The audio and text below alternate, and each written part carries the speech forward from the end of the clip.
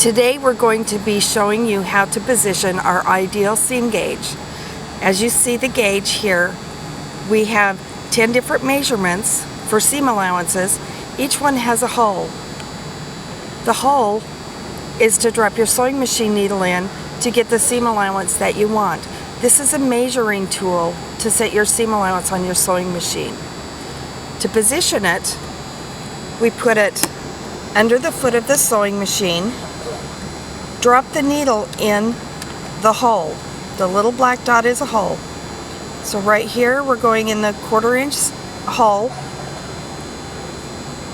and that's how we position the seam allowance to be able to get our perfect seam.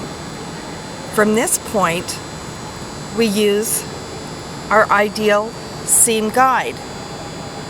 You notice the notch here? We'll talk about that later. But to use the ideal seam guide, turn it over. On the back is a film covering the rubber. There's a thin strip of rubber on the gauge, or on the guide, to get your seam, to hold it in place on the sewing machine. Take the strip off. I keep the strip to put on later when I'm not using the guide to help keep it clean. Turn the guide back over.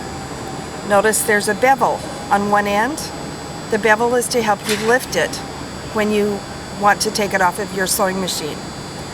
Now, with the guide, or the gauge in the needle in the hole of the gauge, you place the guide next to it so that it's nice and firm. Put the gauge or the guide on your sewing machine, on your sewing surface, and press it into place. Now, you lift your sewing machine needle out of the gauge, remove that, and you have an edge to run your fabric against. Now we have our seam guide in place. We've removed the seam gauge. Place your fabric next to the seam guide, and we sew. Now, as you notice, the fabric is staying next to the edge of the guide. And I'm sitting back, I'm sitting up straight, and I'm letting the machine do all the work.